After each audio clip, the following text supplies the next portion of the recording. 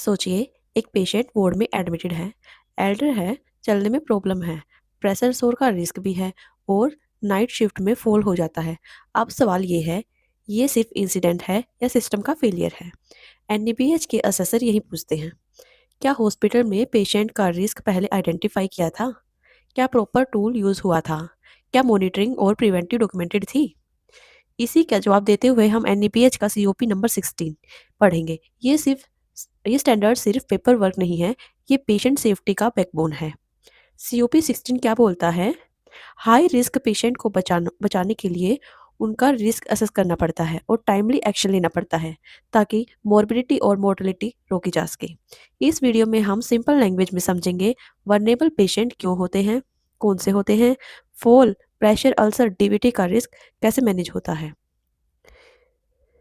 रिस्टेन कब और कैसे यूज होता है, और सबसे इम्पोर्टेंट एनईबीएच सर्वेयर्स को एविडेंस क्या क्या चाहिए होते हैं। अगर आप क्वालिटी नर्सिंग डॉक्टर आरएमओ या एनईबीएच कोऑर्डिनेटर हो तो ये वीडियो आपके लिए मस्ट वॉच है। चलिए शुरू करते हैं हमारी आज की वीडियो। सीओपी 16 हमारे चैप्टर नंबर 2 का standard number 16। NABH COP system, care of patient high risk of morbidity and mortality. Standard की स्टेटमेंट क्या है? The organization identify and manage patient who are at high risk of morbidity and और mortality through defined process, assessment tools, monitoring and timely intervention to ensure patient safety. क्या बोलता है हमारा COP 16? Hospital को high risk patient को identify और manage करना होता है जिनको सीरियस कॉम्प्लिकेशंस हो सकती हैं, मॉर्बिडिटी या मोर्टेलिटी का रिस्क ज़्यादा होता है। इसी का हमारा objective element first, identification and management of vulnerable patients.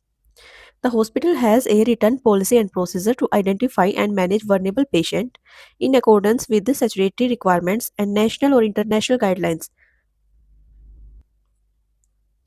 Vulnerable patients include, but are not limited to, elderly and children, definitely able or mentally challenged patient, patient with suicidal or self-harm risk, comatose and critically ill patients, patient under sedation or anesthesia, pregnant women, patient on dialysis, patient receiving chemotherapy, immunosuppressed patients।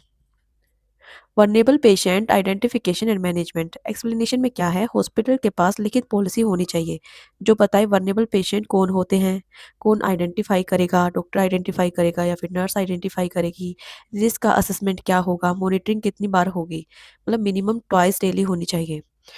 Vulnerable patient में कौन कौन से होते हैं? Elder and children होते हैं, mentally challenged होते हैं, उसके अलावा सुसाइड या सेल्फ हार्म जो कर सके वो पेशेंट होते हैं, आईसीयू और सेडेटेड पेशेंट होते हैं, प्रेग्नेंट वुमेन्स हो सकती हैं, इसमें डायलिसिस, कीमोथेरेपी और इम्यूनोसप्रेस्ड पेशेंट भी हो सकते हैं।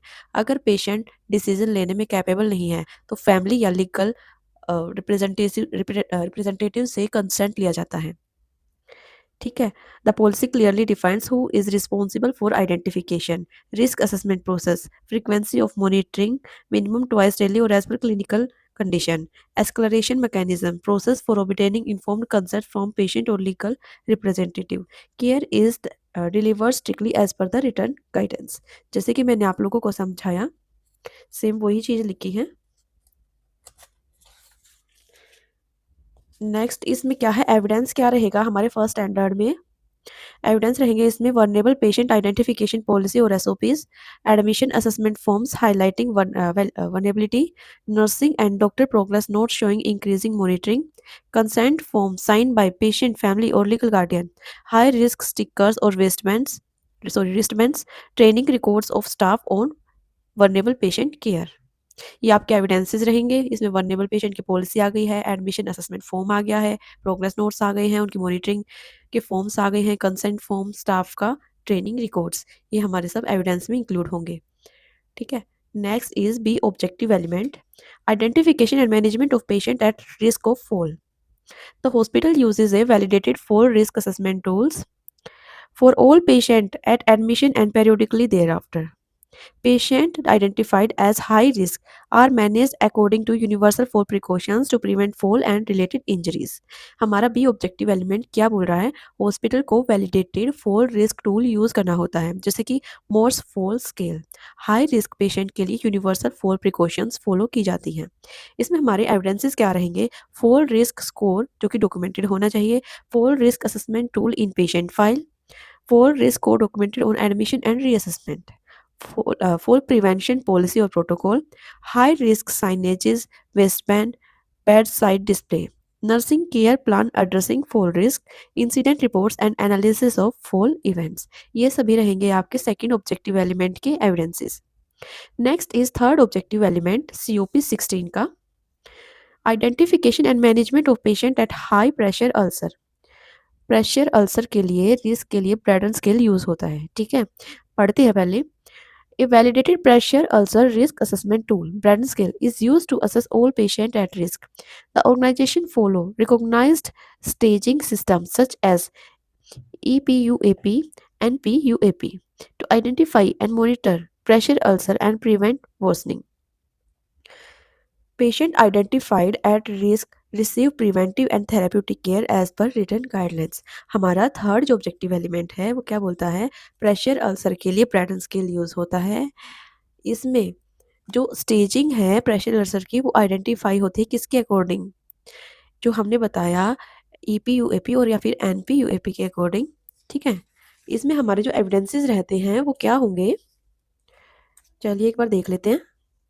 एविडेंसेस में हमारे रहेंगे प्रेशर अल्सर रिस्क असेसमेंट के records, Braden scale score documented, repositioning charts and turning schedules, skill assessment records, pressure ulcer prevention और SOP, clinical photographs, documentation of staging and treatment. ये हमारे रहेंगे ऑब्जेक्टिव एलिमेंट्स। इसी के साथ हम मूव करते हैं हमारे फोर्थ ऑब्जेक्टिव एलिमेंट की तरफ, ठीक है। अब वो इसमें क्या होगा? हमारा DVT आएगा, DVT रिस्क। पढ़ते हैं। Identification and management of patient at risk of deep vein thrombosis, मतलब DVT। The organization uses a validated DVT risk assessment tool, example Wells criteria, to identify patients at risk. Preventive measures such as early mobilization, pharmaceutical prophylaxis, or mechanical devices are implemented as per clinical guidelines. अब bed ridden या post surgery patient में DVT का risk होता है। Hospital Wales criteria जैसे कि validated tool से assessment करते हैं। प्रिवेंशन में क्या क्या शामिल होता है?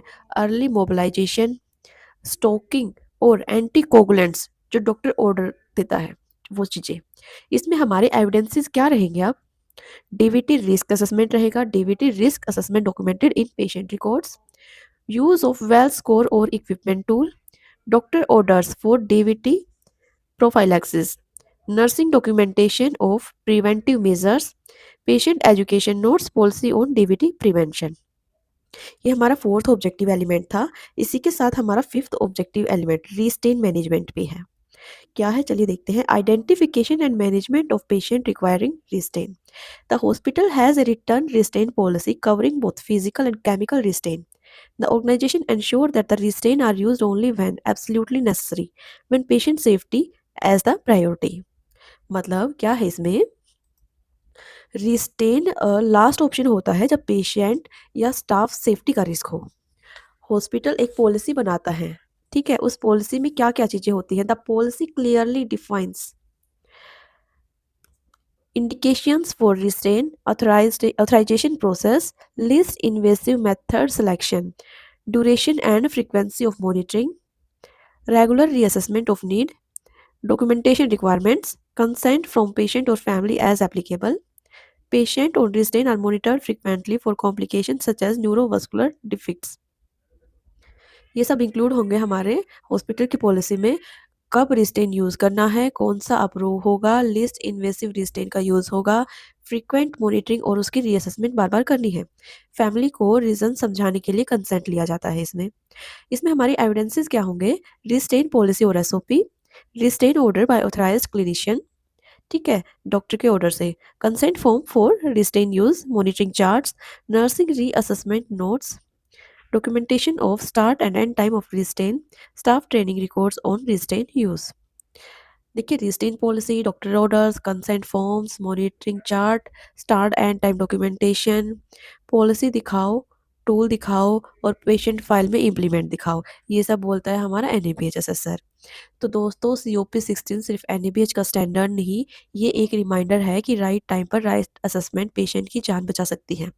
अगर हॉस्पिटल में रिस्क आइडेंटिफाई किया, वैलिडेटेड टूल यूज़ किया, प्रॉपर डॉक्यूमेंटेड रखे, तो जो असेसर आएँगे वो भी स्मूथली पेशेंट की सेफ्टी चेक कर पाएँगे। अगर आप चाहते हो COP wise NABH explanation, internal audit की टिप्स, ठीक है, रियल असेसर के क्वेश्चंस, इस चैनल को सब्सक्राइब करिए, वीडियो को लाइक और शेयर करिए और कमेंट में लिखो नेक्स्ट कौन-सा COP चाहिए।